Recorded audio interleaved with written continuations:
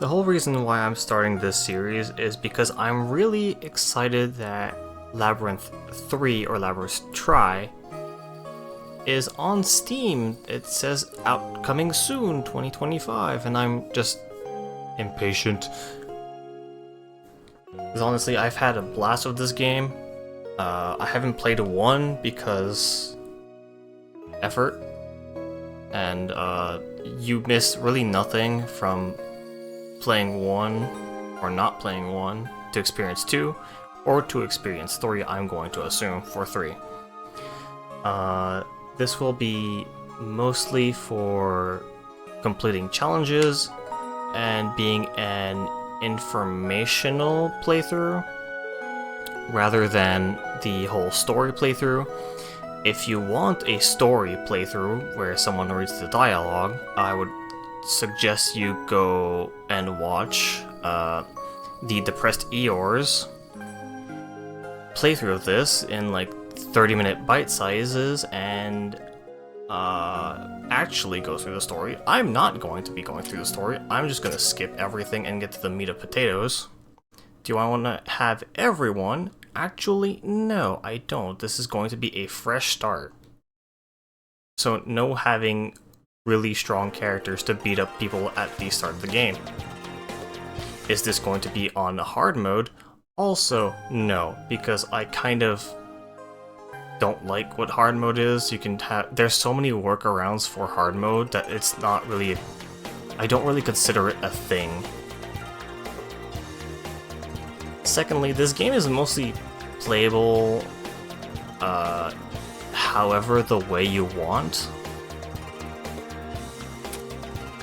which is actually something that I really enjoy about this game. You want this character to be doing something else? Sure, go right ahead. So here's your main hub. You go to the shrine if you want to level up, if you want to D-level, and whenever you level up, you get points. It's a 1-for-1.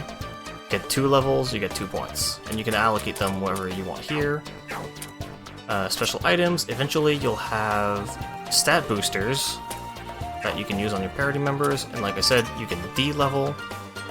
So if you're playing on hard mode, oops, I went too far in levels, I'm over the level average that the boss is asking, you can level down a single person, or you can level down everyone, which is really nice convenience. Magic Library, the whole reason why this game is as malleable for your characters as it is.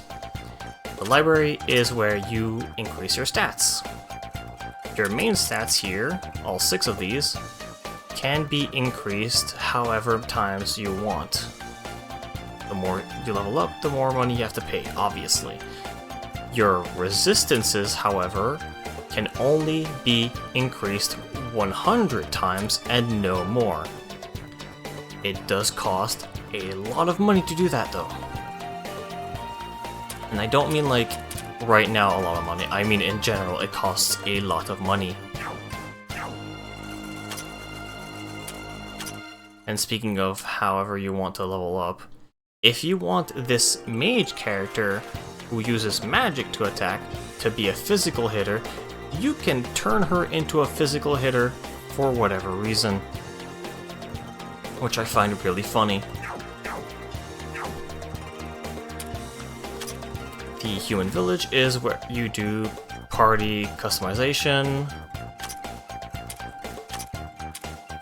You only have the starting 4, you have a maximum of 12 in the party, and there are, at base game, 48.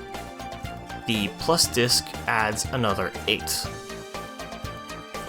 A total of 56, which is a lot of people. And you only get to use your favorite 12. Or if you're someone who likes to cycle through. Unequip, very good quality of life. If you end up swapping multiple characters and don't want to go into your menu to swap their equipment, you can just hit unequip anyone who's not in your main 12, or literally everyone. I usually only swap 1 or 2 characters out, and I usually unequip them on my own. But when you want to do like, oh, I need to reshuffle my equipment around, I just come here, boom, gone. Favorites is weird.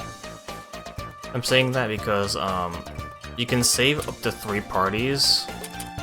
I'm not someone who has multiple parties. I usually do 1 party with something in mind. But what you can do, just as a, you know, a ball to throw out there, you can do exploration, you can do boss killing, and you can do grinding. Because of something I'm going to mention later, with especially with Renosuke there. Register favorites, just same thing, save, load. Nitori's workshop. Nitori here is your shopkeeper and eventually is going to be a party member. So is Patchouli.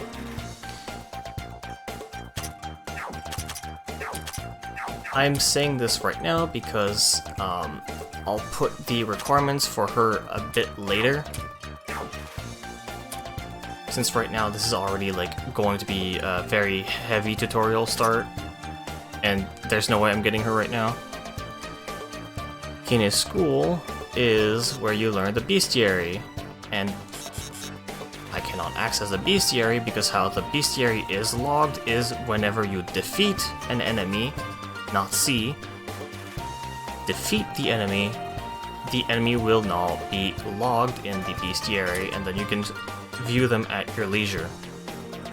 So if you're stuck on a boss and you're like, oh, I want to see what they're weak to, unfortunately, you're gonna have to look up on the internet. Achievements.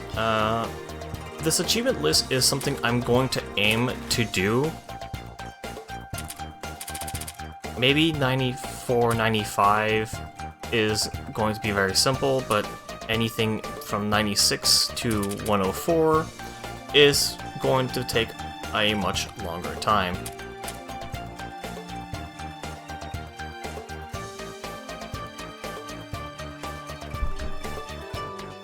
I need to make sure OBS didn't.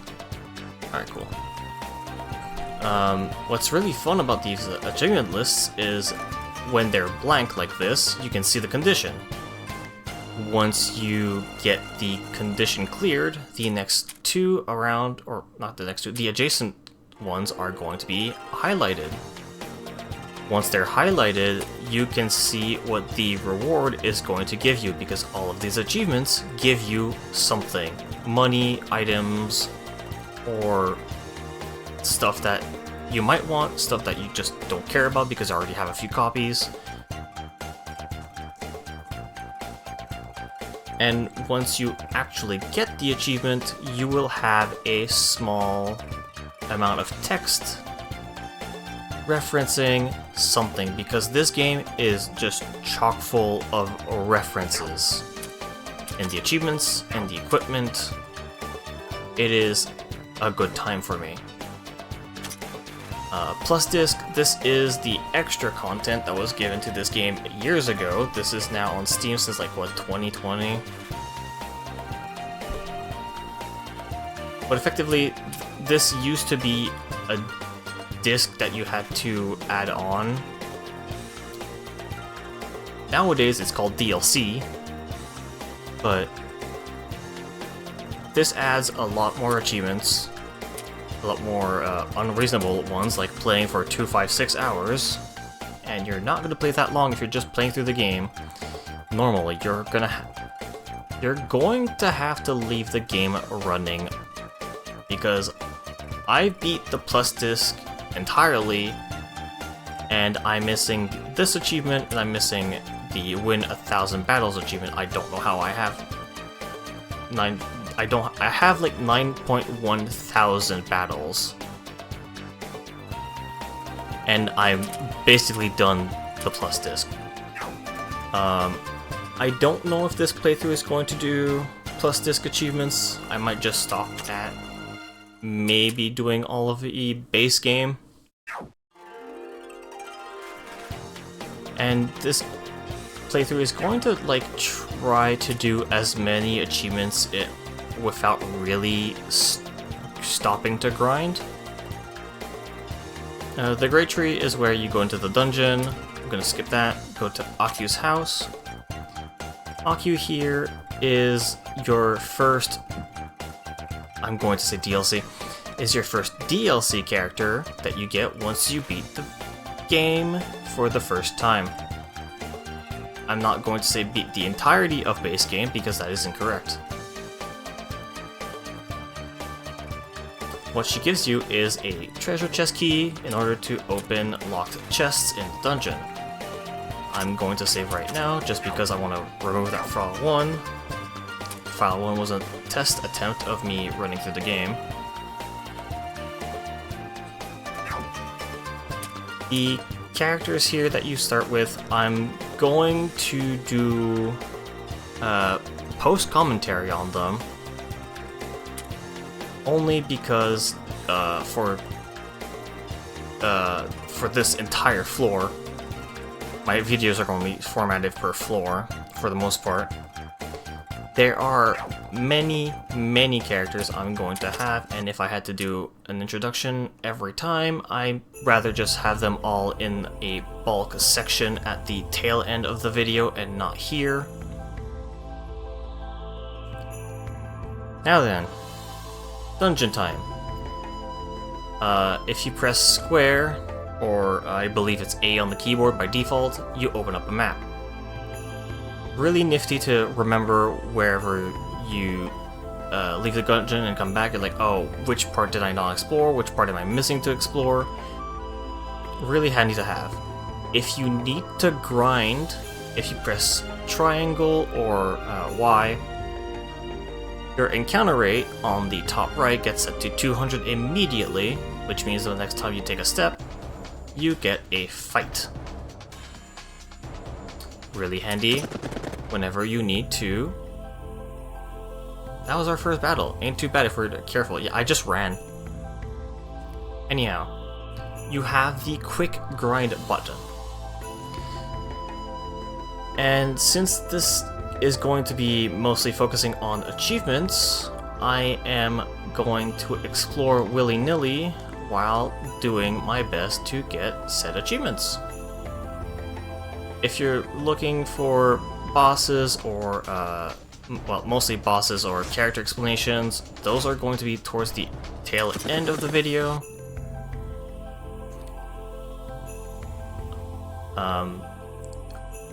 Otherwise, for the exploration section right now, mostly just going to be going around collecting the treasures, collecting the event flags, and giving a few explanations whenever necessary. Reimu here got poisoned and she is now gone. So exploring the dungeon, you have a bar at the very bottom called TP. TP is what the equivalent of having a stamina bar for exploring the dungeon. Once that bar is empty, your character effectively just doesn't want to stay anymore and leaves. You can always get them back, just go back to the town. And since there's achievements related to running away, I'm doing those right now because I have a habit of fighting everything and not running away. So Kiene is my last character here, and she's kind of bulky, so I want a group of maybe 3 or 4. I'm gonna go towards later sections of the game because this game operates in like grids. Nice. If you can think of like the early Final Fantasies, where certain encounters are locked to certain areas, it's on the grid system. And you can kind of do the same for you can kind of say the same for this game. The earlier you are in the dungeon, the weaker the enemies are for that floor. The later you are on the floor, the stronger the enemies get.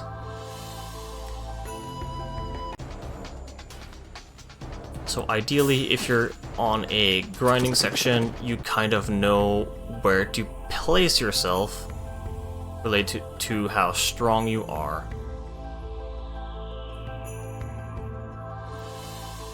Great Tree Leaf, hooray. I'm gonna skip around because I know that's a dead end. I want the encounter over here. I didn't mean to say encounter, I meant to say events because those are events. Shortcuts. There are shortcuts in this game. Some are one way, some are going to be dislocated, very dislocated. Then you have another shortcut here. Alright, cool. So now I want to go down to the south to do other stuff, while I just keep running away.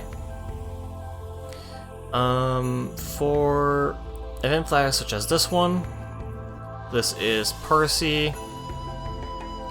Percy here will not join your party at all for floor 1. In fact, her join requirement is having 12 characters in your party. And she just gets jealous that you're hanging out with all of these cool people and says, I'm gonna join you. A quick horrible TLDR. Somehow she didn't die. I expected her to die. My goal for coming down here was to see Kogasa here. Kogasa had her umbrella stolen and we need to get it back. And the whole reason why I didn't go all the way up to that north corner is because of that event trigger in red that spawned up there. It shows me to where a boss has spawned now, and I need to fight that to get Kogasa's umbrella back. Equipment-wise, I'm not equipping stuff right away, mostly because I don't have all of my party set up, and I like to have my party set up first before doing anything.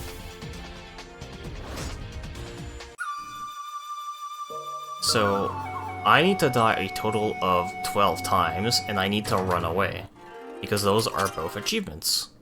And I'm doing that while I am currently exploring. You could grind fights and do gain XP, but you won't level up immediately. You have to go back to the shrine in order to level up.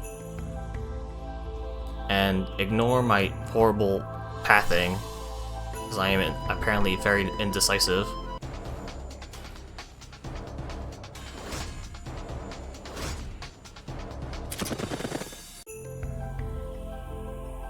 Horse is gone. Cool.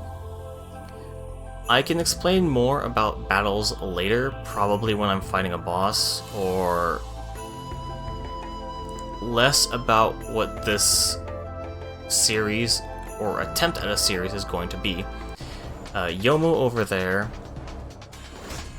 simply wants her sword back because it was stolen, or she can't find it anymore, so we're gonna go find it.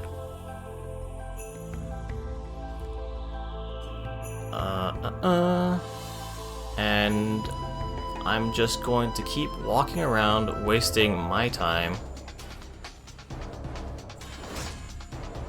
because I need the runaway and I need the deaths, the game overs. So I'm spending this time just filling out everything. What I'm probably gonna do in the future, since this is going to be a tutorial heavy, I'm not gonna repeat this every single time, obviously. But what I am going to do is mostly the same later on. I'm I like filling everything in first, then do boss fights, since I will eventually fight everything on the floor. Right now, I've game over like 3 times. Once I've explored most of the floor, if not the entirety of the floor, outside of fighting the bosses, I will do the quick grind button and I'm going to die. Until I've died 12 times. Aya here is not recruitable on the first floor. She is recruitable on floor, I believe, 4. And I really should wait a moment. Actually, I might just do like a quick screen, a dim screen, and put it on screen, like their requirements and whatnot, while the text is going. That's a lot of bees. Excuse me, wasps. Can't stay, can't stay. I also need to talk about skills even without doing the character analysis right now. And that's simply because of Renosuke again. I didn't even have a choice there, I just died. Mostly because I'm not fighting stuff, so him getting his skill points right now would not really matter.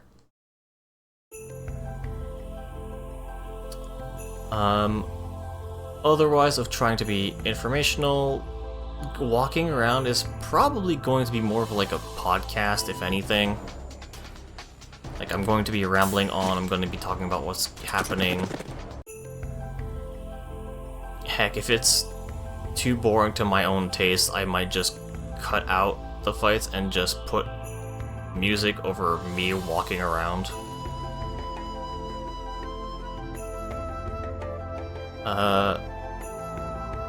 The SDM group here is treating this giant tree as a picnic opportunity, and they're all recruitable later. I'm gonna put their requirements when it's more applicable to them. Yeah, same for Aya, actually. I'm gonna put her requirements when I can actually grab her. Parsi is different though, because she is on floor 1, and you kind of need to just remember that she's here.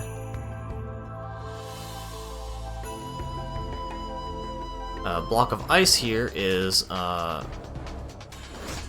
requirement to have Youmu on your team, because Youmu will cut the ice. So I'm just gonna keep walking around, grab equipment, and keep purposely losing. Now, in terms of how I'm gonna set up parties and whatnot, I might just cover that later.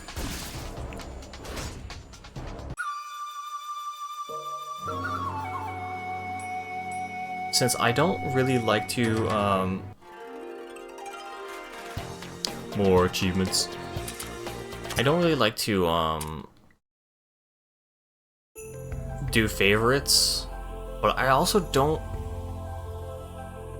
have the brain power to do optimal stuff, like complete synergies and just rolling the floor over, over some bosses.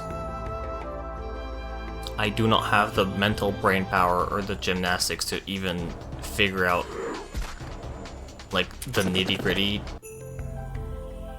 ways to ruin a boss's day. Rumia there actually wants manga meat, which we found 1 earlier. She wants 3. And you can buy them at Nitori's shop.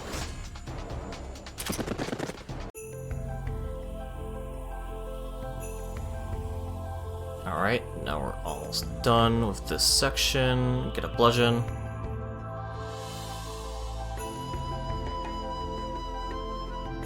as well just fill out a corner.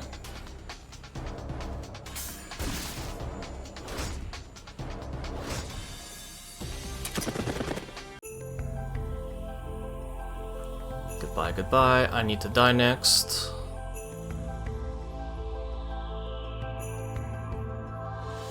Right. Chirno here actually has Yomu's sword, and we took it back. If you look on the map, you can now see that Yomu's encounter tile went from red to purple, because she is going to throw hands for some reason. The reason is she thinks we're the ones who stole it in the first place and went to see her first to say Lamau. And then came back with the sword to say Lamau. And that's how she understands it. So we give her the sword back and then she throws hands. I am missing a single spot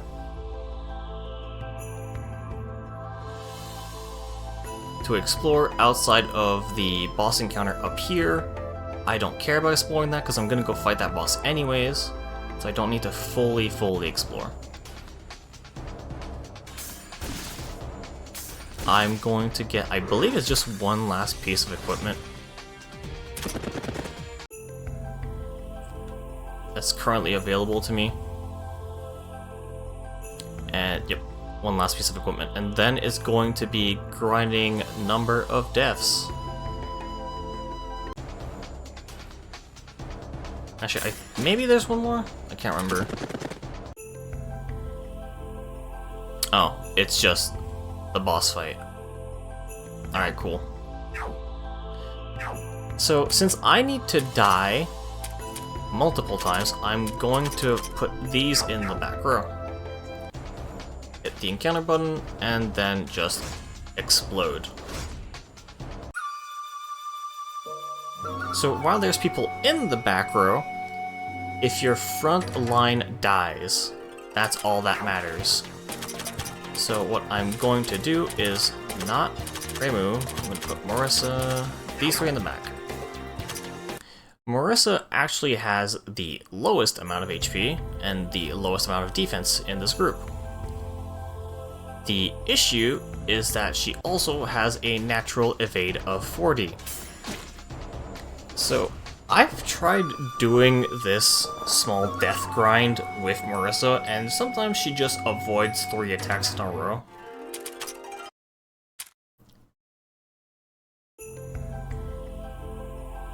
And I'm walking over here to do the grinding because I'm going to find bees over here, and they outspeed me. I didn't get outsped. There's also no bees. Remu has a lower natural evasion, but I still dodge something. But she's also squishy enough right now that she is a better I think she's a better candidate to just farm deaths with, rather than Marissa, who has a higher evasion. And that's the whole reason why I want bees. They will do a massive amount of damage, and usually I can get cleaned up by the other enemies. I've been getting achievements here and there. They're mostly related to walking around, and related to getting chests or finding events. I think it's mostly... I just ran away by habit. You know what? Run away some more.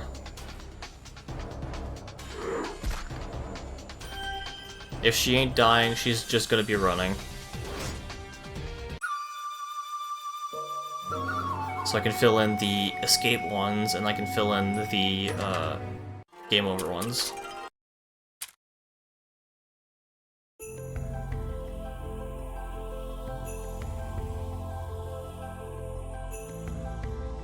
Actually, at this point, I might as well just cut out me running away and me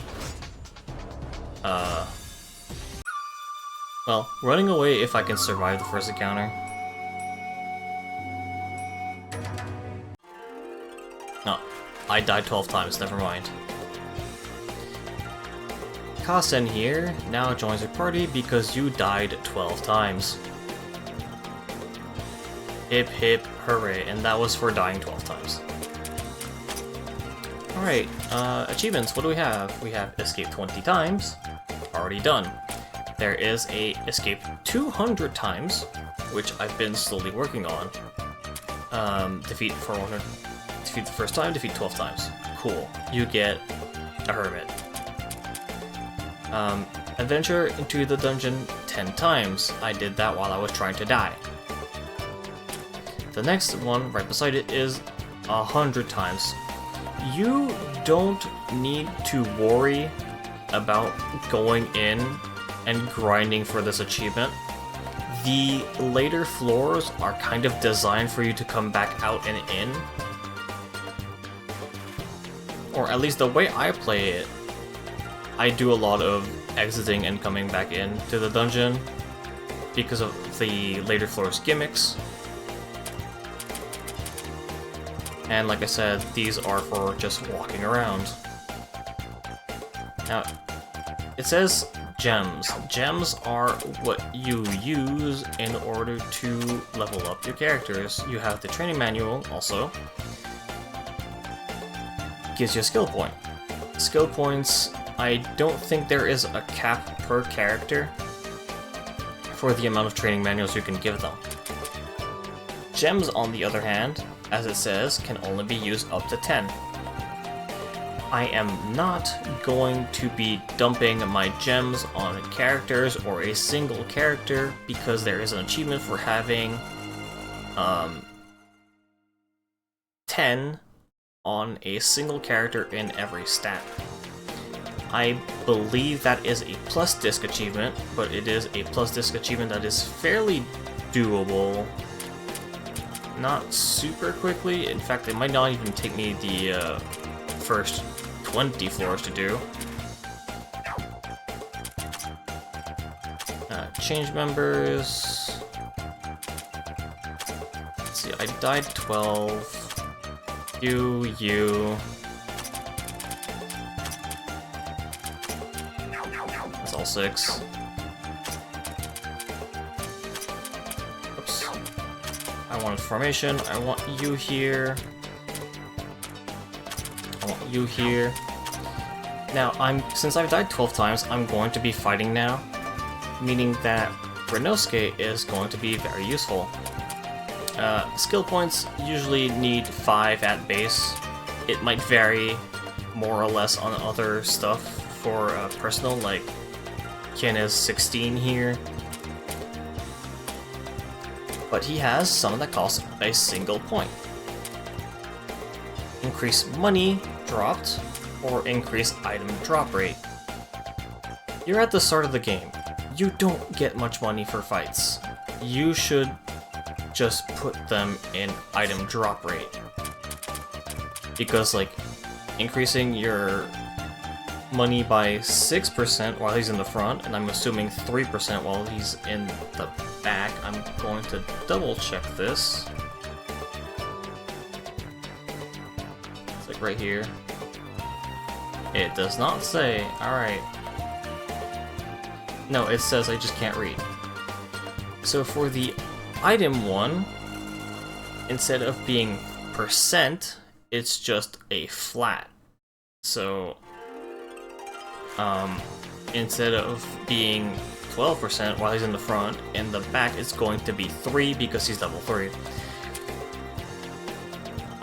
This, however, while he's in the back, it's reduced to 0.66% and not 2%, not double.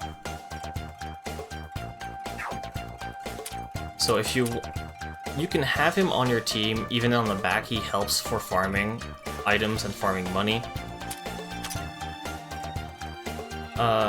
Meanwhile, the other characters, while him is all high boosts, and costs a lot of skills, everyone else has little boosts, the basic ones, that cost 2, skills to level up.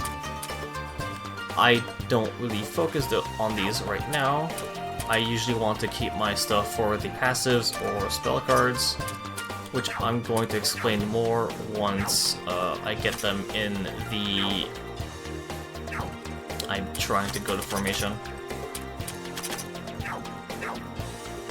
But yeah, once I get to the whole character bios that I'm going to do after the floor 1, because there's so many characters to join here. We found the Great Tree Leaf, so Nitori's happy about it, cool. And I'm going to buy a mango meat, because Rumia wants 3. So I've explored pretty much everything, and there's only bosses around, so what am I going to do for battles? Well, you might think I'm going to just hit the farm button, but no, I'm actually going to go down here to the treasure chests.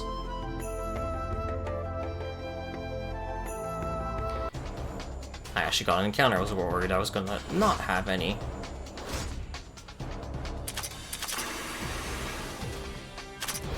Oh my god, I have an AoE that actually does damage. These 3 chests. The right one is the one I'm going to pick. And it's going to be kind of controversial.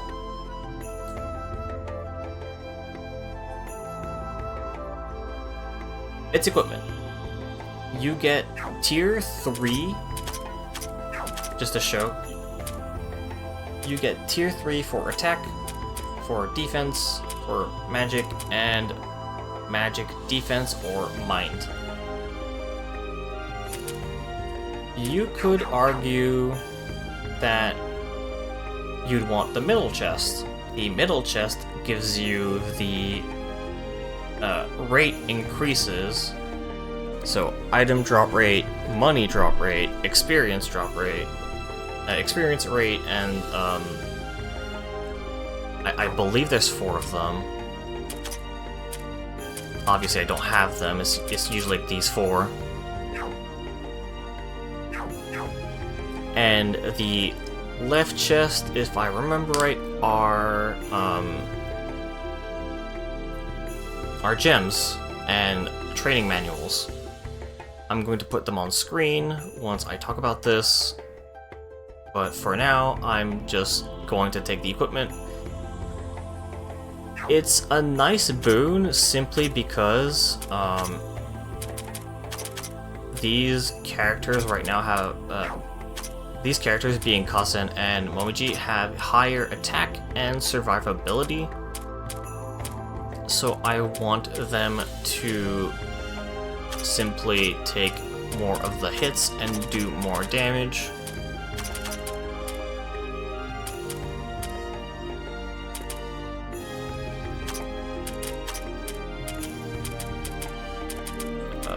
MP. You know what? You take the MP. Who wants TP? Who wants TP? I'm actually gonna keep the TP. The manga meat increases your HP recovery rate. It is a percentage 3. It's not +3, it is a percentage 3. So while you're in the back row, if you're injured, you will heal +3% of your HP over your natural recovery rate, which is down at the bottom of your screen on the left. Now, I want my MP back, so I'm going to leave and I'm going to come back. And I'm going to do a silly thing, which is just going straight into my boss fight over here. The first one I can do. You get a small tutorial here about how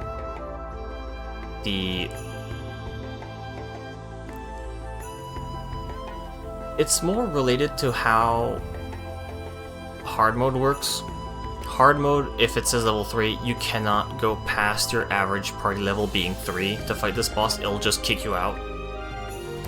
For normal mode, you can be level 50 and go back in, it's fine. However, if you do stay under or equal to the level, you will get extra items, usually gems or skill magazines. Training manuals, I just remembered the name. So, team setup, I'm going to go in formation. So, usually, it's easier to think this way. Your left two are front line, your right two are back line.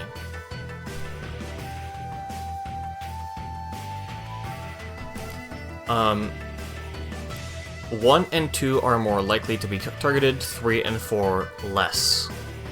Which is funny because 3 is now missing more of half for HP, but the point stands.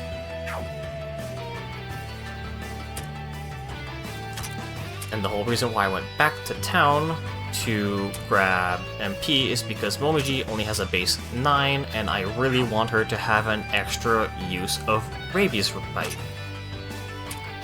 I could do her AoE. As you can see, it does normal damage. Quality of life from the plus disc being added. You can now see how weaknesses and resistances work. Normal is neutral damage, it's not plus or minus anything. And as you can see, there's different tiers of weakness. There's triangle weakness, which is slightly to moderately. Weakness plus plus, does not like.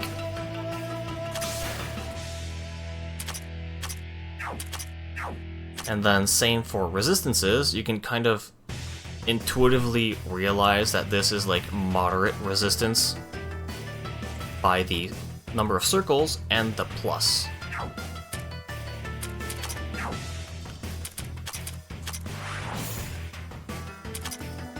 Now the whole reason why I'm not really focusing on the ads is because Kiene takes care of it herself. And the rest of this fight is just going to be me boosting up Kiene, boosting with Kiene, and boosting with Renelsuke while my other two do damage. Or attempt to do damage, except when they get shocked.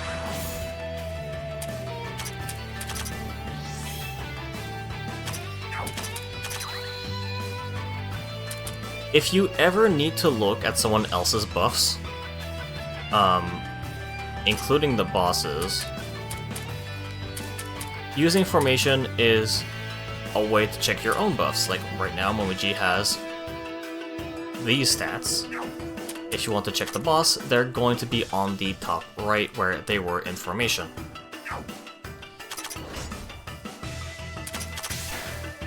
And that is the first boss done at level 1.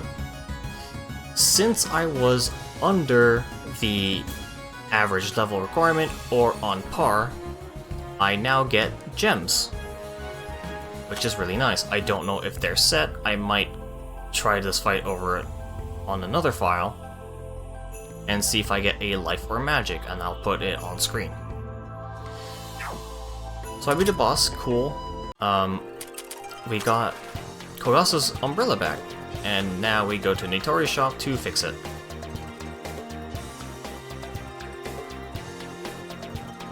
Three quick cutscenes later, and the umbrella is now fixed. Meaning we now can recruit Kogasa. So we'll just dilly-dally over. Fighting encounters on the way, if we get one. Okay, cool. Everyone outspeeds me. Fun. I mean, I am level 1, but it's still annoying that these level 2 enemies are outspeeding me.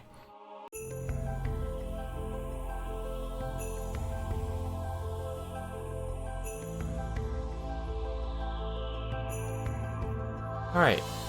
Kogasa joins, and now we have 7 party members. Yep, 7. And like I said, I don't usually worry about having to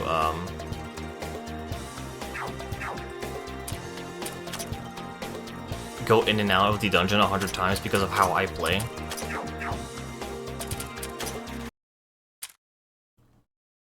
I very liberally leave the dungeon and come back. Heck, by like floor 15 I might have the explore 100 times already. Now I'm not going to fight Youmu right now. I'll want to have Rumia on my team.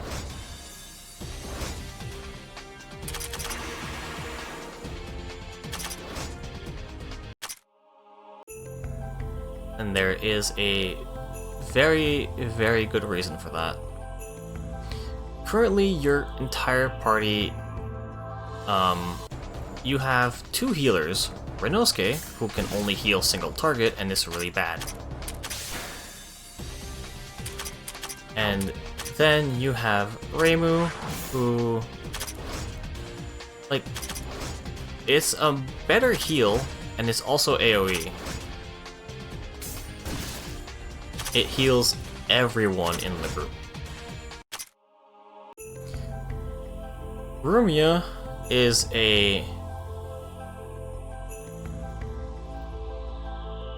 I think 3rd and final person who has a heal? No, I think someone else has heals, but Rumia is your 3rd... God damn! Is your 3rd healer. Or if you want to say that single target healing from Renosuke doesn't count, that she is your 2nd healer.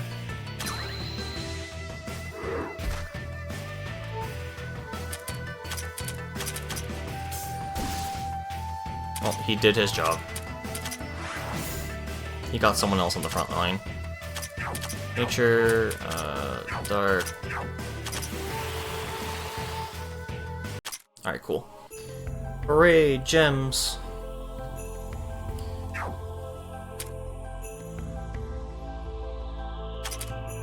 Alright, now that all that's left on this floor is to fight Youmu.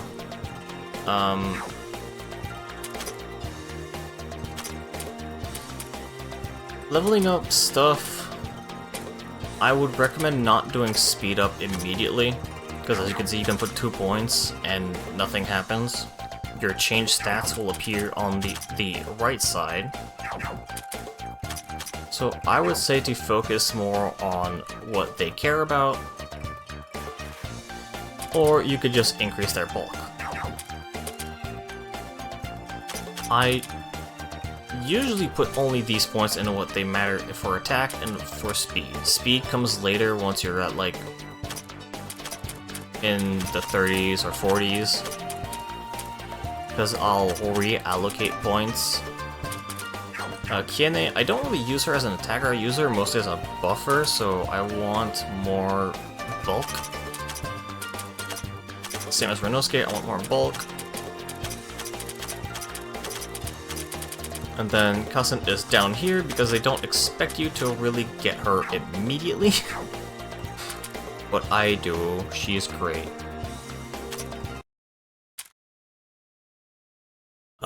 I kind of forgot to check how much money I have. Whoops. I can't get the manga money anyway. Yeah, I can't get the manga meat anyway, and the only thing I have here to do is Youmu. I'm gonna go back. Speaking of money, you can sell stuff.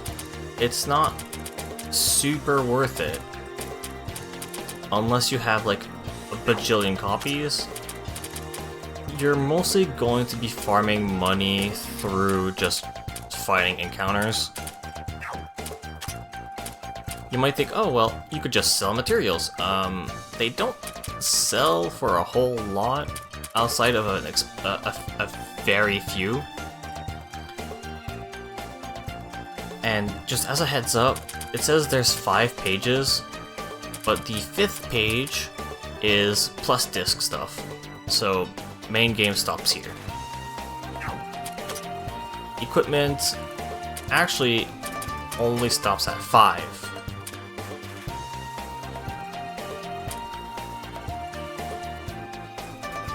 I say main game Main game is the first 20 floors. There's more than that, obviously.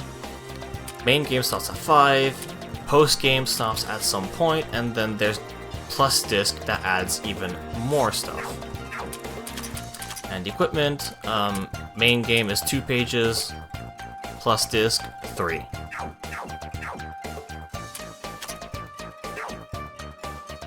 So since I want manga meat right now, what I'm gonna do is just gonna fight a few fights over here.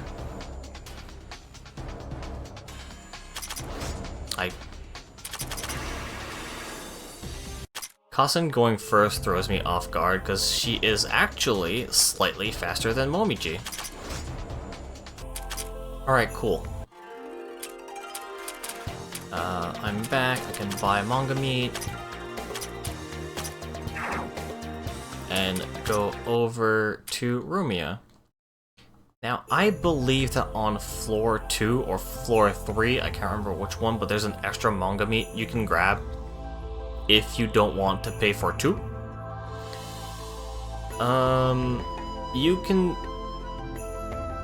You only need to buy 1, basically. Buying 2 is if you want to have Rumia early, and I do.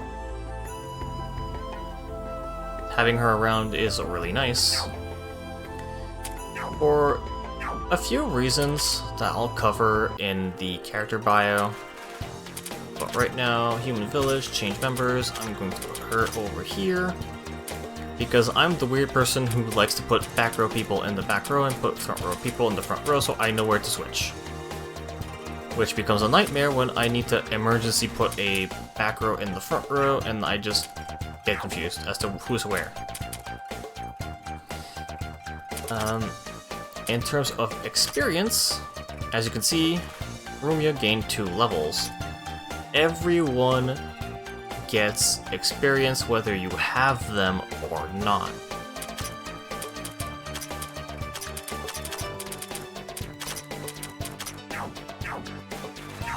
Which I find really nifty because that means no one is going to be lagging.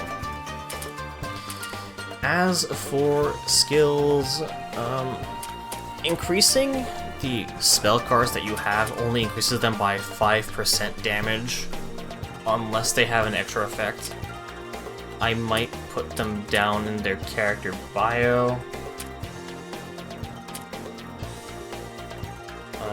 Let's see. I'm going to fight Youmu here, so I want more accuracy. I want... if user is affected, no, that's not gonna happen.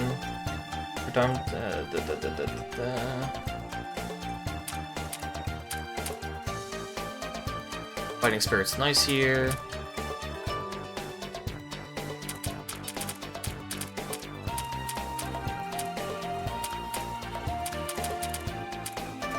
I actually want to increase her buffing ability. I want to, you know what? Increase item drop rate. I don't know, I clicked back. Alright, because I wanted to switch Rainbow to the front. Kogasa here, that's a few things.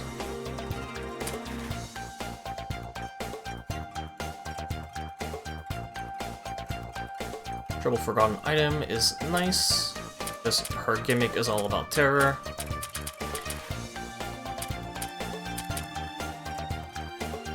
That's nice for general exploration, but not right now, so I'm gonna fight a boss.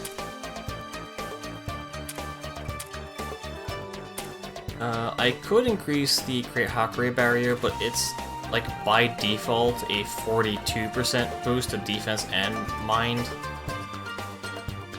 So I'm gonna do this as a like just in case card, since Youmu has some AoEs. Marissa, I don't really think I'm gonna be using you a whole lot, even though you are pretty good.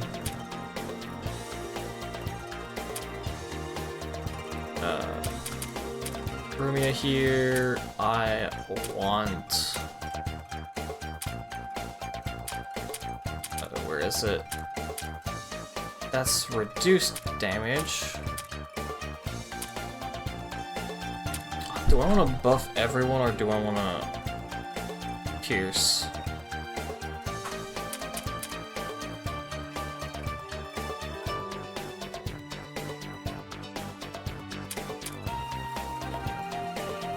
You know, screw it, I'm gonna choose pierce. And my starting party formation is going to be like this.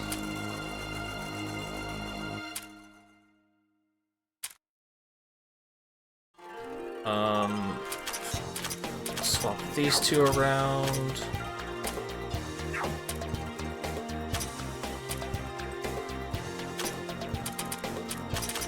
I'm just gonna unequip Momiji, swap my character around here. Give you defense up. Give you minor attack, defense, and HP. Who's my... Actually, Rumia, you get magic, and you get magic. I think what I'm gonna do, for the most part, is I'm gonna have Reimu do... If possible, have her do 2 AoE buffs to my defenses and have her swap out with Rumia. That is my goal. Alright, Youmu here. Youmu is punching my precious little umbrella really hard. Youmu is actually weak to dark. If I remember, she's also weak to fire. So if you have the, if you chose the option to start with 48 people, you can just do a team of fire and go ham on her. But the reason why I have Kogasa in the front is because Youmu can actually be terrored. And would you look at that, the enemy is now terrored.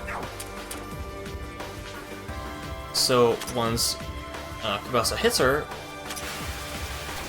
you gain stats, and you stack more terror.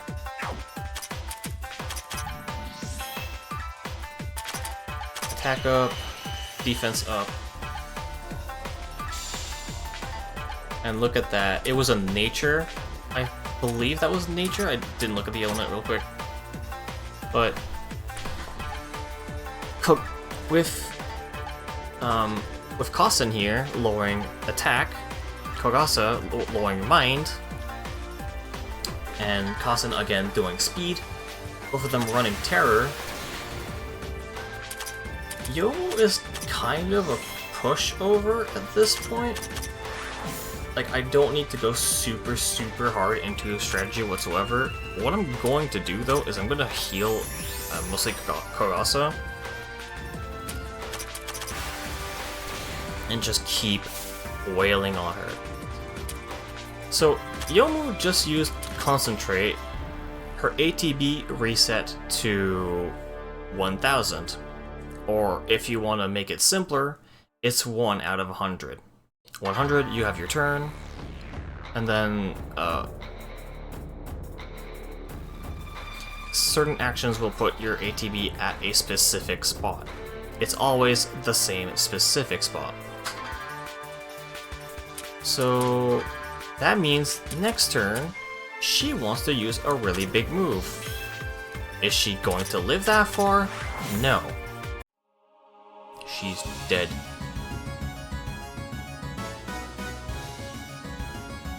Now that I'm on this screen, I should add this to the tutorial section. I'm probably going to clip this and put that in the tutorial section, but as you can see on the top right, you get XP and money. Pretty self-explanatory, but it says consecutive battles. So if you do, let's say 10 battles, then the total XP bonus will go up a percentage, the total money will increase by the same, and so will the drop rate of the items.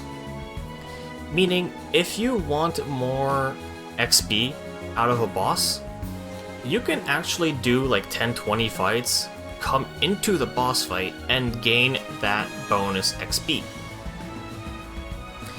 It's nice, but not super necessary. The whole consecutive battles and gaining more XP to gain more skills is more of a grinding thing rather than grinding into a boss fight. But it's something that you can keep in mind and do. Now Youmu has joined the party, which I'm going to leave and go grab because she's a frontliner.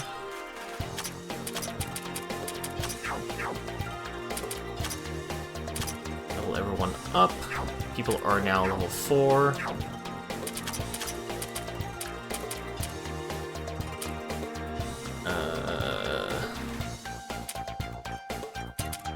Youmu is one of the characters I'm like super undecided how to like start out.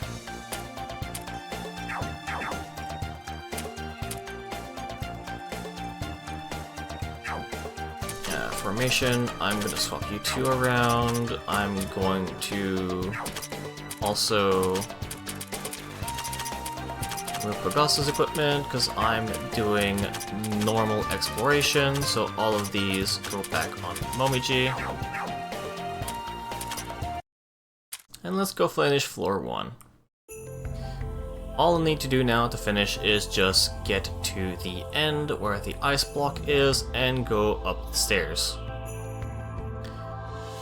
Once you're upstairs, most of the time, not always, but most of the time when you go up a floor, there's going to be a warp point so that you don't have to walk back all the way through the floor. You can just go straight to the next one. It's really nice, but when it's not near the start, it can be a small pain. It's also usually tied to the gimmick of the floor. I'm gonna take the left and right path because they're dead ends, and I remember that every time.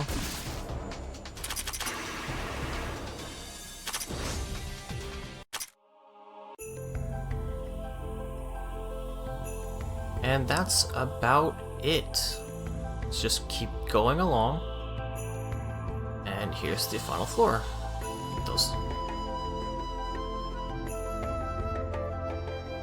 Alright, cool. Floor number 2. And here is the warp point explanation. And here I'm dipping.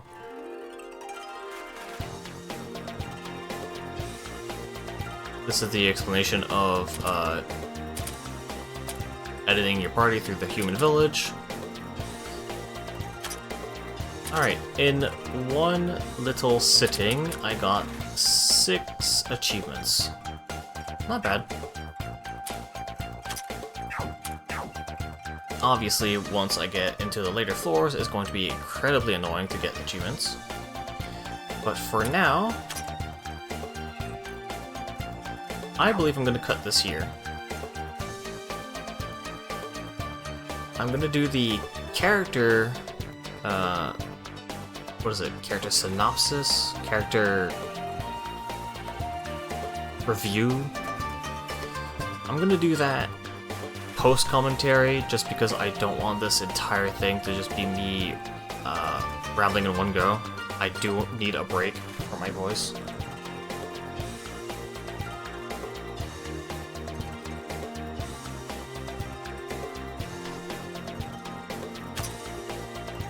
And I don't really have much to do right now other than the character review, and I can't really spend my skills.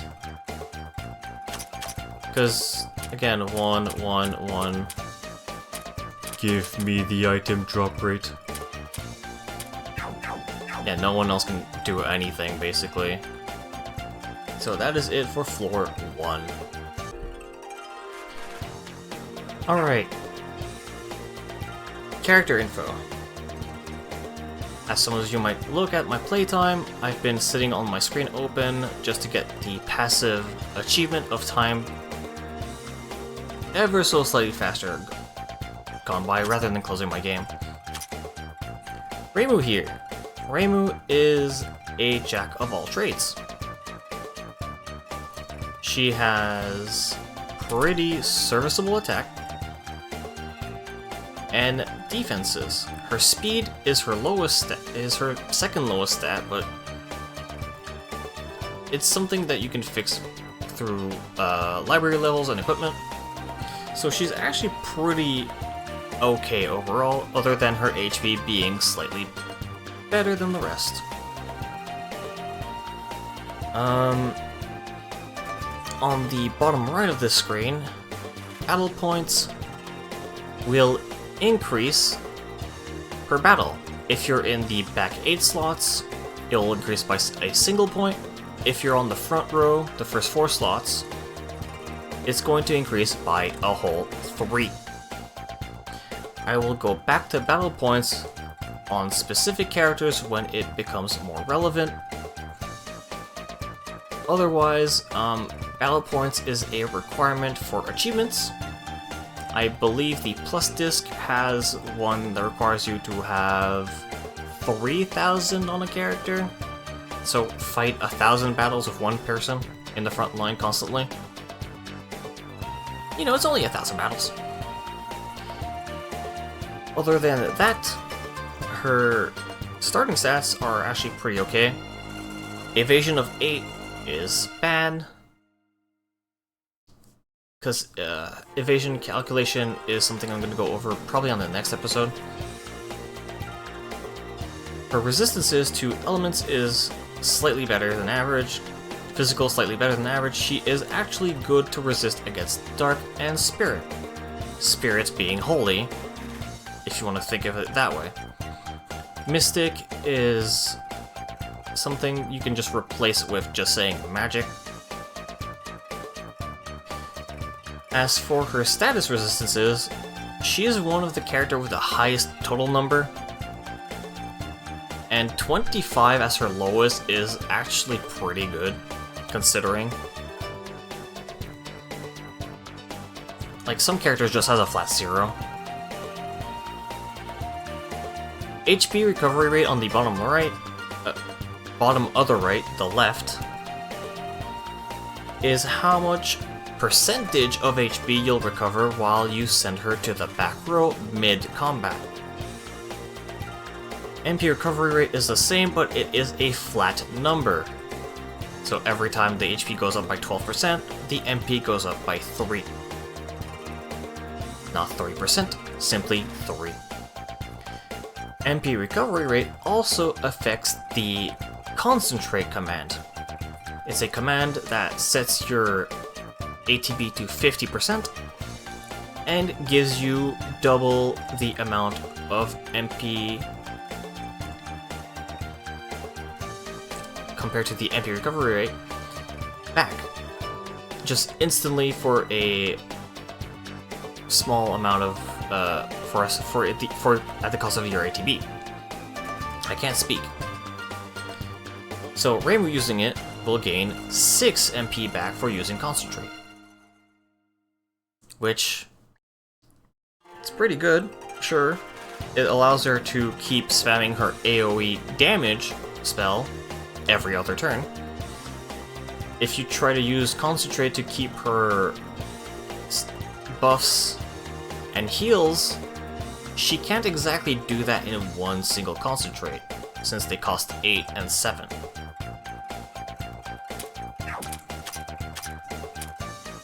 As for her skills, she's actually a pretty, like I said, she's an all-rounder. She has buffs for defense and mind. She has an AoE heal, which is great to have. She has an all enemy damage, and she has a single target damage that at level 2 will gain a paralysis effect, as well as some pretty nifty bonuses. she is a character you kind of want to always have around. In this game, I'm going to put this in Rainbow section, but in this game, passives are probably the thing you want to level up first compared to your actively used spells. Since buffs are usually much stronger. Example, Yokai Buster here at maximum gives you a 20% increased damage against yokais for everyone on the front line while she is there. It is the same effect that if you leveled up Fantasy Seal up to maximum. Because, as a rule of thumb, increasing a spell card's damage by leveling up is only going to be 5%. Since it can go up to level 5, that's a total 20%. For half the cost of that, you can have it on specific enemies and on everyone in the front row. So if you're unsure on what to actually level up your passives first, and then maybe if you're like unsure of where to spend your remaining skill points, you can also use it in the boost section. It's much cheaper and increases your base stats on this screen right here.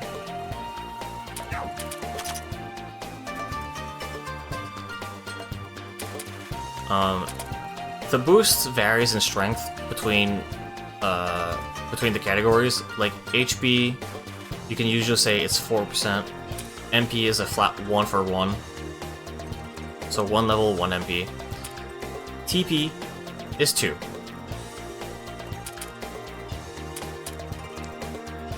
So if you want a character that has TP boost to stay in the party longer while you explore, you can level up TP while you're just waiting.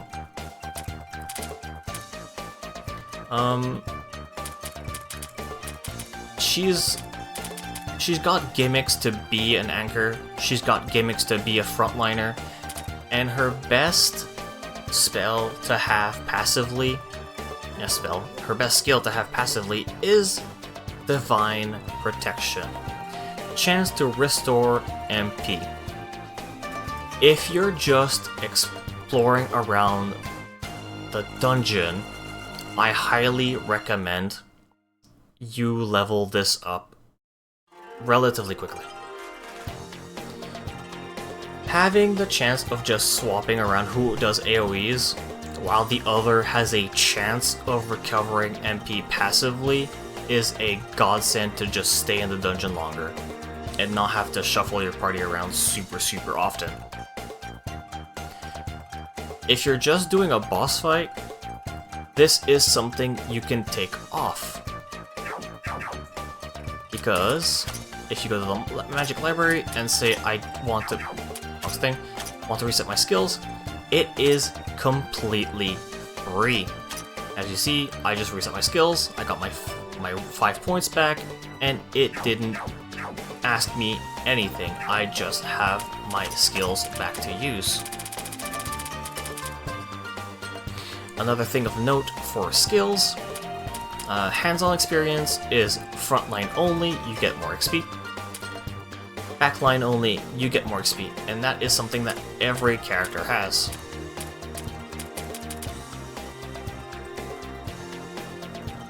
I usually, while I'm exploring, I'll do hands-on and motivated heart, depending on who I prefer having in the front or back. Reimu's a different case because I want to have this. But that's just me. As I said, you can build her to be a damage dealer, you can build her to do buffing. She is very malleable. And having access to an early skill of paralysis is very nice. Marissa here is your typical mage DPS. Her evade stat, being 40, is one of your higher starting evasions. It is amazing that she has 40. She's weak to elements, and she is strong against magic, holy, and dark. Comparatively to Reimu, her status resistances are actually on the lower side. Other than heavy, heavy just gives you a speed down that is not tied to debuffs.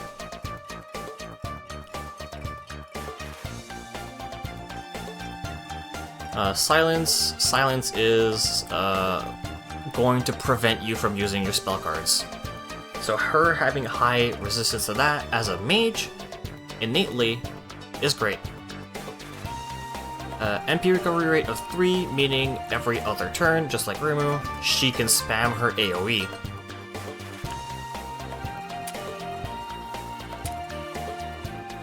As for her bases, she's got decent HP, low attack and defense because that's what she dumps, she's a mage, but really high magic, mind, and speed. Like I said, she is a magical nuke. As for her own skills, comparatively to Reimu, who gives a lot of passive bonuses and whatnot, she focuses more on doing the damage and going the fast. Spoilers, Alice is in the game and will join your party, obviously. But this skill combines with this one. At the cost of half of your party, she has such an amazing ability to self-buff and keep self-buffing per turn.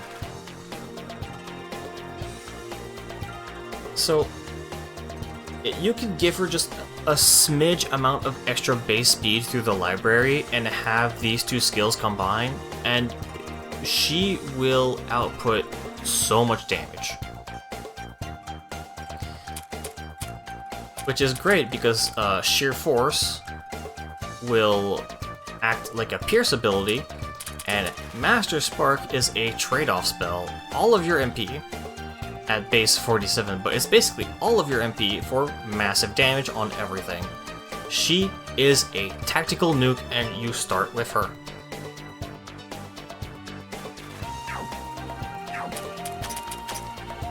Kiana here,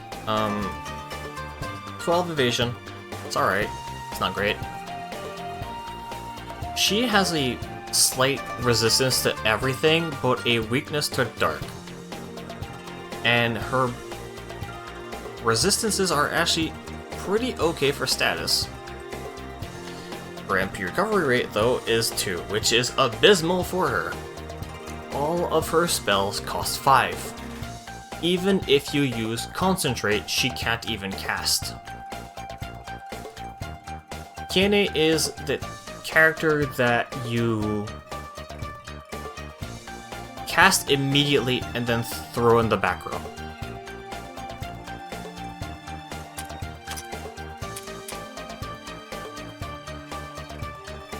So she's very much a swap character, more than being a permanent lineup to the front. Most of your tanks are going to be semi-fixed to the front. Marissa and Reimu are more of they have abilities of being anchors as well as being on the front line anyways. Kiane is a case of being in the front line and wanting to go in the back once her role is done. She has high HP, decently high defenses, so she can stay in a fight long enough to get her buffs out, or if you're using her as a damage dealer, to get the damage out. She's actually faster than Reimu. Not by much, but she is. And her attack stat, if you ever have an ability that uses her physical attack, she has serviceable in that stat. As for skills, personally, I use her mostly for just buffing. Whether it's attack or defense, it's mostly attack, since Reimu, your starting character, has an AoE defense. So her and Reimu is basically buffing everyone in every stat except for speed. And her AoEs, both of them, you have a dark version and you have a holy version. The dark version, however, focuses on the enemy's defense stat compared to the magic stat. And she's kind of a gimmicky character in terms of bulk. From defense, she gets hit, she gets defense. If she exists on the front line, everyone gets magic defense.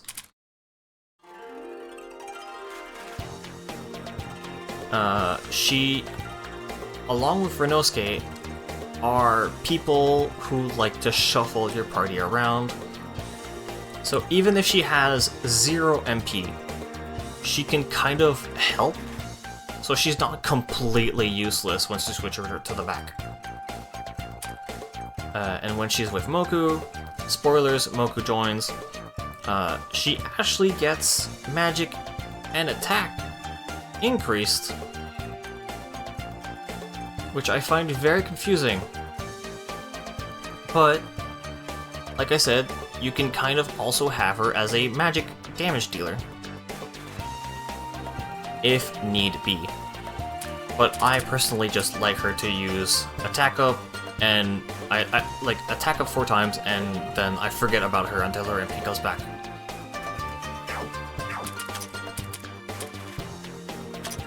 Renosuke here, evasion of 4, one of the worst evasions in the game. Starting off, I will go to that shortly. Starting MP of 9, which is abysmal, is what you might think.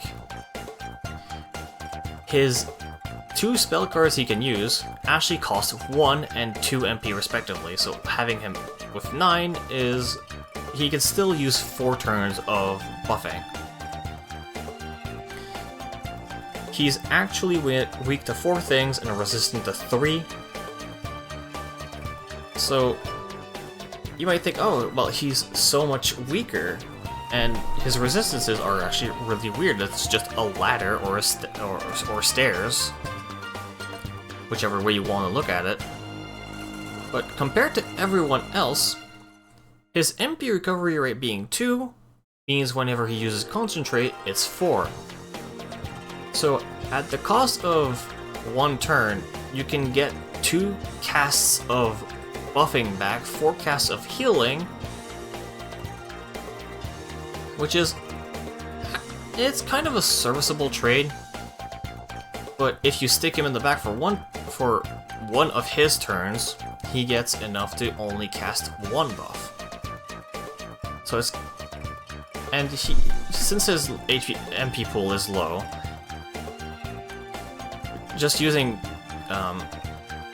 Concentrate twice fills up completely, and it's actually much faster than passively waiting for him in the back row. I pressed the wrong button. His stats, as you can see, are very average along the line, but he has high HP. So he definitely has some Chansey-like bulk, but he's also a very interesting character when it comes to his personal skills. Because he is the only character in the game that has High Boost. High Boost massively, and I do mean massively, increases stats. Like, I said that his evasion is the worst. High evasion here gives him 20 per level, making him able to have a total of base 104.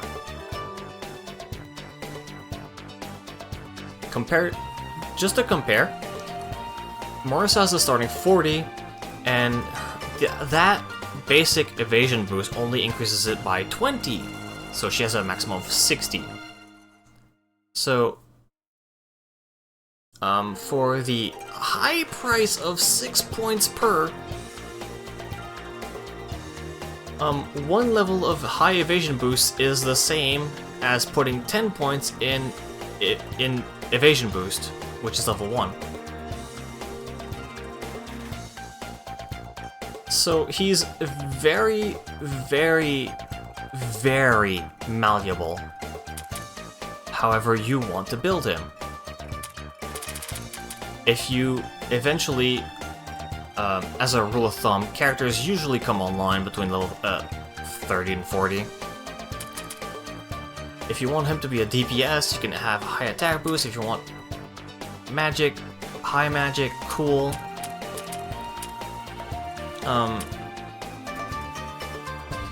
His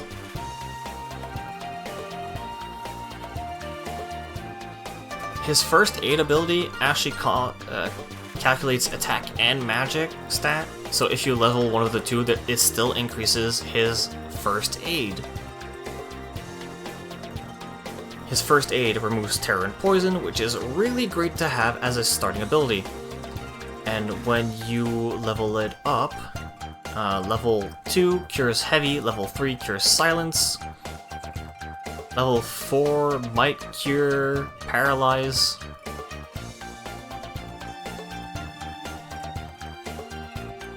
And his battle command is an Omni boost for a single person at a very cheap cost. At level 1, it's a 10%. At level 5, it is an 18%. You might think, wow, an Omni boost at only 18%, that's actually kind of bad. Just keep in mind that you can have him. Not only can he buff a single person on that turn, but he can debuff the enemies by existing and having his turn. Reduce magic and reduce attack. And like I've mentioned with Kiene, Kiene swaps in people and they get MP. Renosuke swaps in people and he gets an ATB bar faster than the others. Formation sets your ATB bar at 75%. Renosuke actually has a maximum of quick maths, 91% of his ATB. This man exists to buff, debuff by existing, and swapping your characters around at the speed of light. Not only that, but he's really good to just have around in general. He increases your drop rate for money. It is much lower if he's in the back row. He increases your item drop rate, which is only equal to the level if he's in the back. So right now, if he's in the back of my group, he's only going to passively increase it by 6 instead of 24.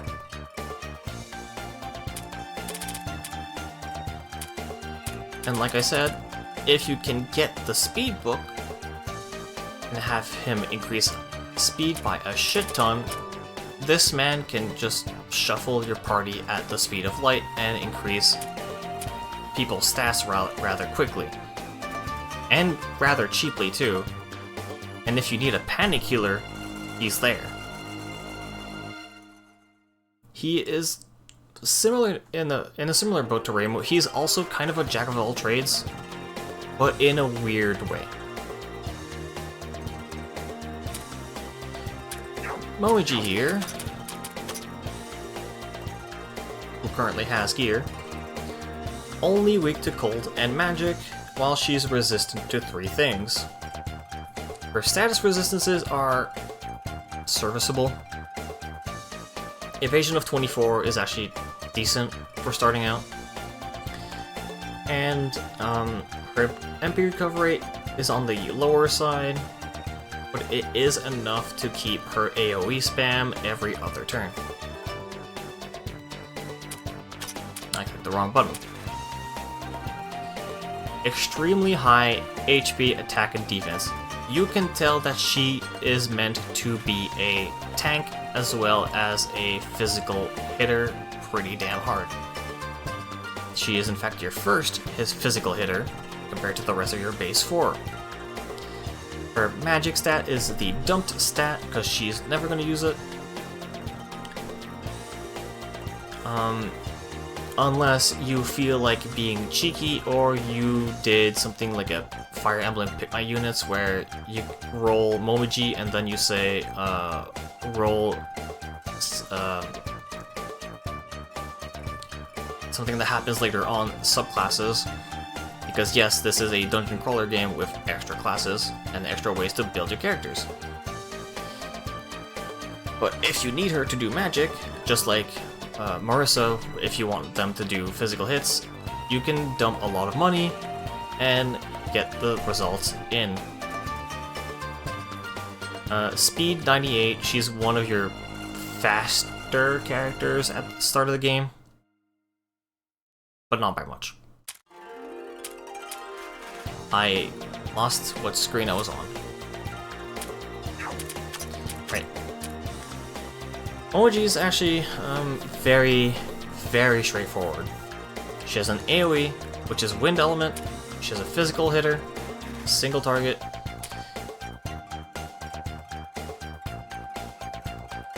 And she is a swap-in gimmick. My body won't let me speak. If she's in the back and brought to the front, at the cost of 12 skill points and 1 TP, she will instantly have a turn. So you can actually have her do a weird DPS by swapping her in, then out, then in, then out. But that would require, say, just for example, having Kiene and Renosuke swapping her in and out just to do that instant turn attack. It's not super useful to do it that way, but it is something that you could do just to get her to get her spells out in a relatively quick fashion. Even though her speed stat at base is higher than most. Eyes that perceive reality, she does not care that you have buffs. She doesn't care about being debuffed.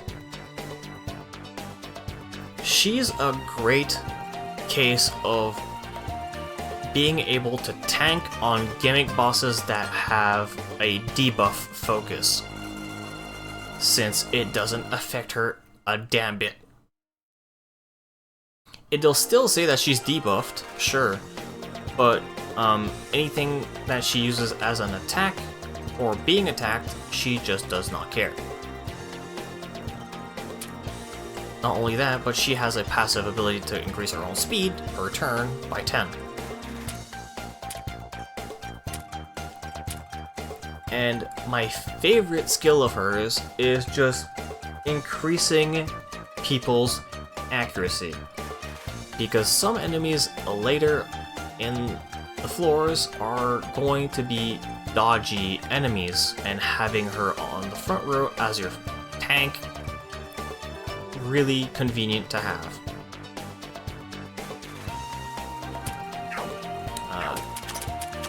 Kasen here. I'm going in the order that I got them. So Kasen here is my number 6, even though she is the 20th character in the roster. Kasen here is actually weak to Holy and Darkness, and slightly weak to Magic. However, her resistances are on the higher side compared to most characters, other than Silence. Her MP recovery rate being 2 is kind of awful, because her more useful spell being the dark damage, Cursed Arm, costs 5. So not being able to get that cursed arm back on every other turn kind of hurts her ever so slightly. She's the character I kind of want to have as a DPS and damage control. DPS, damage control, and speed control, and I'll get to that once I get to Cursed Arm and Waltz of Raiju. As for her stats, she is basically Momiji plus outside of defense, but her base HP being much higher is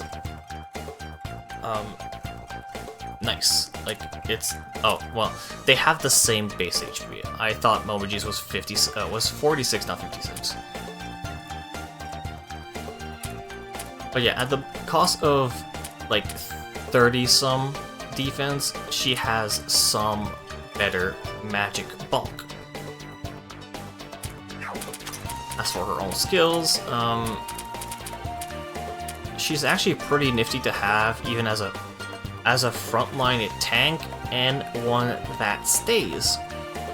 Because at the cost of 10 TP, she has a chance of staying in. And she can roll so many coin flips and stay on your team alive at 1 HP. You can kind of also just gamble. And by that I mean, if you have, say, Renosuke who wants to heal between her and another person, you could kind of gamble healing the other person and having Kassen just hit that 50% to stay in. It's nice to have. If she's in the party, she just gets extra damage for doing damage. Adversity is good if you're facing up gimmick bosses. She has passive effects of... I need to swap characters. I need to go to list 3 because she is character number 20. I'm just curious as to what percentage it is. 25% for shock and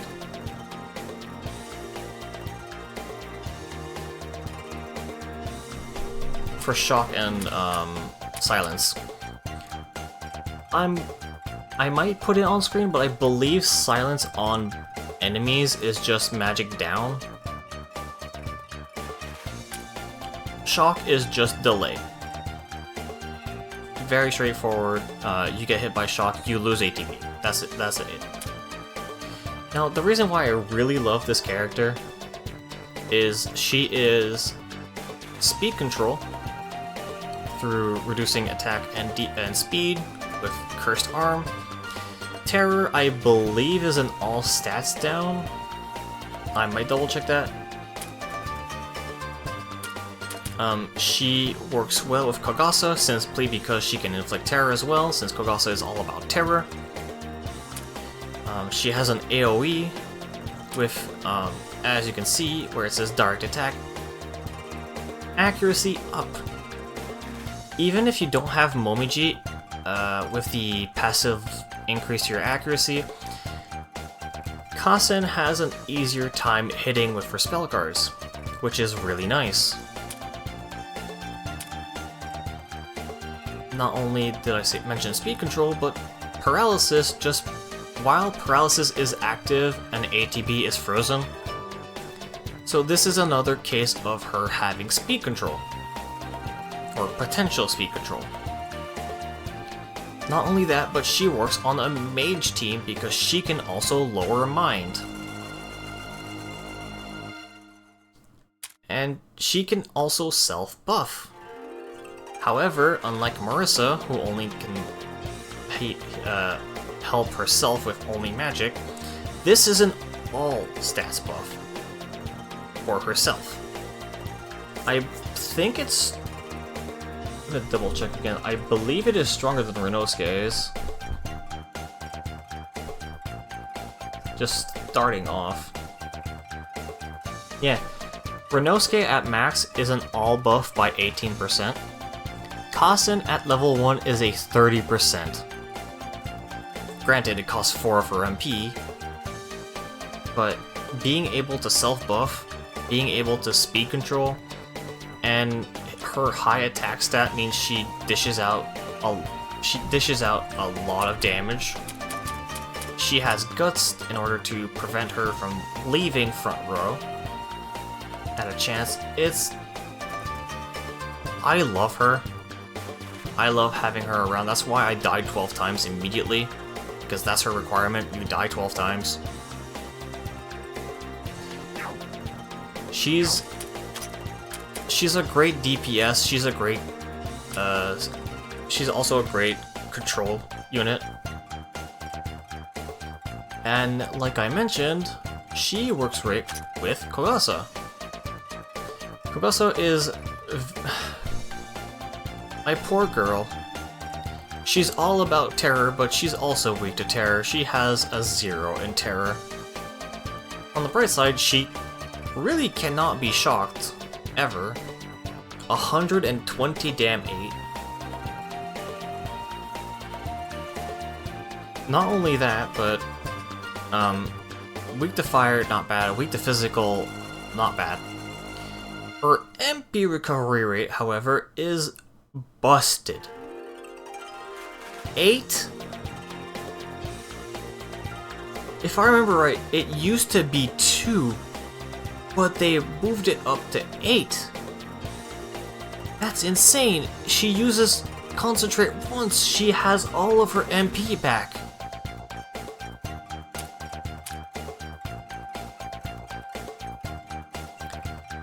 Her stats, on the other hand, she's similar to Momoji and Kasen. She's a physical attacker. She's one of your frontliners. She is slow. She is one of your slower characters at a base 80 speed. Her mind being 70 is not that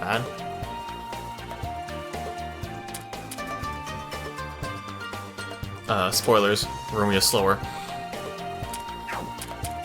But Kogasa, like I said, she is a character that revolves around terror. She has a line AoE. I'm going to call it line because it's either Etrian Odyssey 3 or Etrian Odyssey 4 that autocorrects my brain for saying a road to line. She inflicts terror on a single person through dark and, like Kasen, a lower mind. She has an AoE that inflicts terror and shock. So if something's weak to delay, she's actually really good to have around on that boss. But what really makes her her are the 2 next skills that were added through. I think they were added in the plus disc. I'm gonna fucking call it DLC at some point. She takes less damage if the enemies are inflicted with terror. She does more damage if inflicted with terror. Not only that, again, terror, but recover MP and SP. MP and SP, wow. First off, SP usually is a substitute for MP. Secondly, I said SP because I read S level and MP quickly. But she gets stats as well for the enemy being terrored. She also has MP regen again because she got hit. She has Marissa's Pierce. She can recover HP when using Concentrate. And it's double of 12. She gets 24% HP back for just using Concentrate. Not only that, but she has terror on all attacks and their effects are increased if they naturally have terror. This girl might have weaker stats than Kasen and Momiji, but if the enemy is terrored, she's basically already much stronger than them, and much tankier than them, surprisingly enough.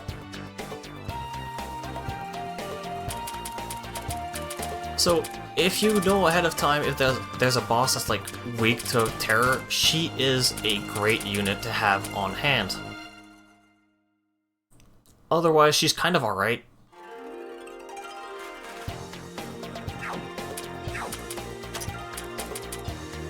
Rumia here.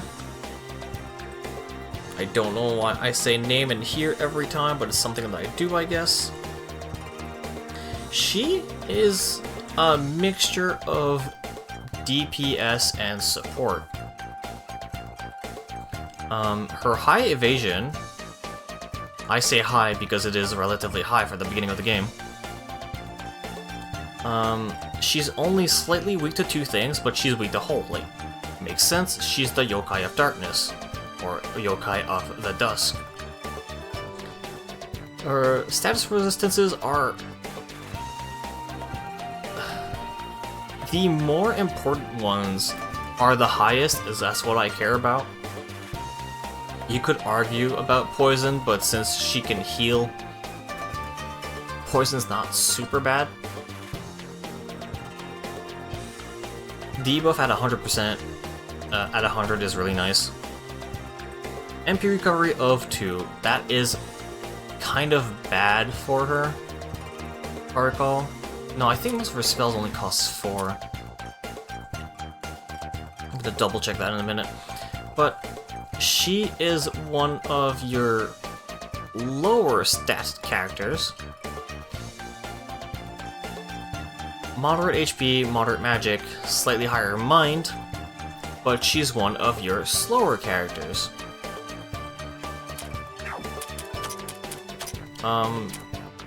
Like I said, she works as a DPS slash support. Similar to Reimu, she has an AoE heal. It's also similar to Reimu, her MP recovery rate doesn't fully cover her ability to heal every other turn. So, if you want to constantly have AoE healing, you're basically just swapping her and Reimu around.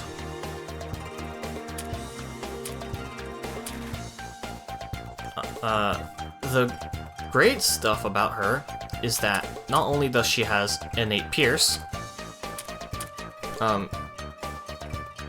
Darkside here also has innate pierce, and she has a single target high power spell. And if you don't like having that many encounters, just having her on the team lowers that encounter rate, which is really nice if you just want to explore and clear the floor as soon as possible. Humanoid increase damage. A lot of the bosses in this game are going to be considered humanoid. So she's actually pretty good to have against most bosses, just to get that bonus damage out of the skill. And she can help characters that are weak to darkness to take just slightly less. Team 9 gains stats when the other characters, I believe, I can't tell if it's per turn or per character. I'm gonna put it on screen though. So she's not a huge gimmick character. She has like 2 roles. She can heal and she can do damage. Very straightforward.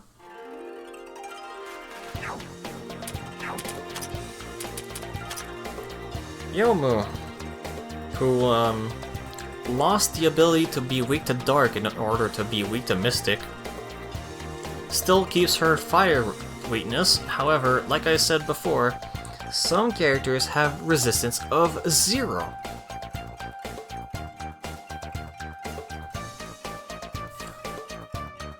20 evasion is pretty good for starting off. She has high death resistance because she's half dead, I mean half ghost. However, her inability to guard against silence is kind of strange, and I'll get that in a bit because of her MP pool. And actually, she has an MP recovery rate of 3, which I find surprising. If I had to design her character, I would have put it at 2. But she has a much higher base stat of HP compared to Momiji and Kasen. Attack high, defense and speed alright, magic dumped, mind dumped. She exists more to be a frontline DPS rather than a frontline tank. Her skills, however, are kind of all over the place.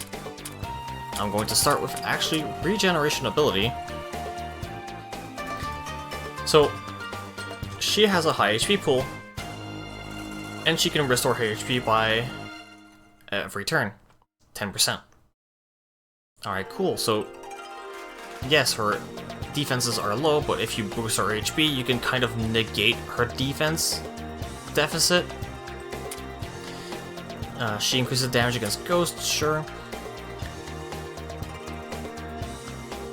On trickier fights, any debuff on her magic or attack are calculated as buffs, which can be a gimmick, an interesting gimmick, when you consider future bosses and future subclasses. Not only does she has 3 starting MP recovery, you can get it all the way to 7. Why would you all go all the way to 7? That's because of her spellcast I'll get to in a bit. Not only does she recover HP every turn, but she gets stats if MP is full. You can design her to just be an auto attack bot. Desperation, if her stats are below a certain point, she gets an all stats increase. Which kind of goes against regen, but kind of goes with regen. Because as long as she's under a percentage, she'll get an all stats buff. If she goes over a percentage, she'll stop getting those buffs, but she still has the MP recovery, the all stats from just having full MP. So she could be at death's door, but her buffs are kind of boosting her stats enough that she won't take that much damage, and you can kind of get her out of death's door, or she can just get out of death's door on her own through regeneration. Sword Spirit, an excuse to use Concentrate. Once you use Concentrate, you get Sword Spirit, and for the cost of 20% of your HP, attack is 1.5. She's, like I said, she's kind of all over the place for me. She kind of works as an auto attack bot, she kind of works as a quick one and done attack, because you can spend a turn to do Sword Spirit, and then you can use one of her very, very costly spells to do massive amount of damage immediately and have her peace out.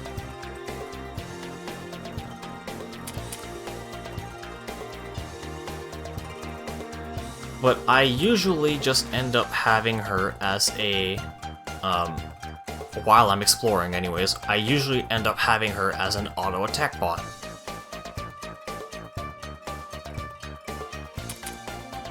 You can build her as a DPS,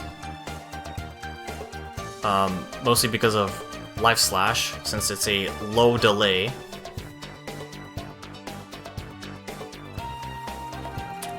And all of her spells can actually increase up to 9, like I said earlier with Reimu. Everyone has about 5 as max for spell cards, she goes up to 9. Meaning, instead of getting only 20% increase, she gets like a 40-45 increase. And I believe one of her spells...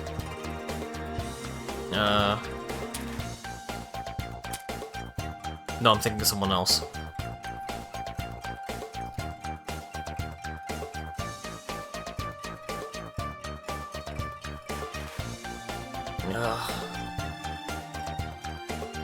My head hurts thinking about this character. For me, trying to use her as a boss killer is, she's mostly a one and done.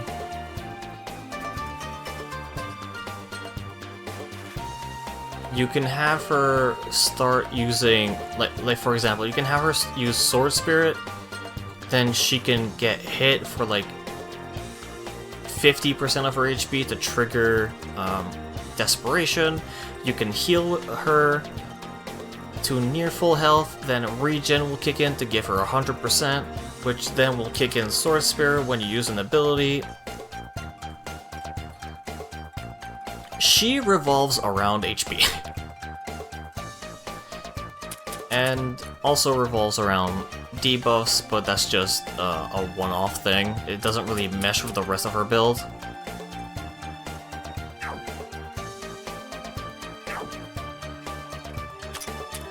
Effectively speaking, she's just a self-buffer passively.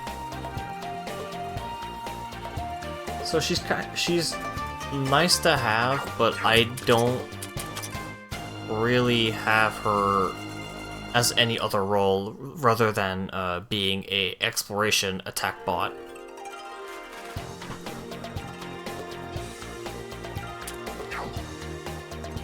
That is 9 people in a row, and the playtime went by an hour.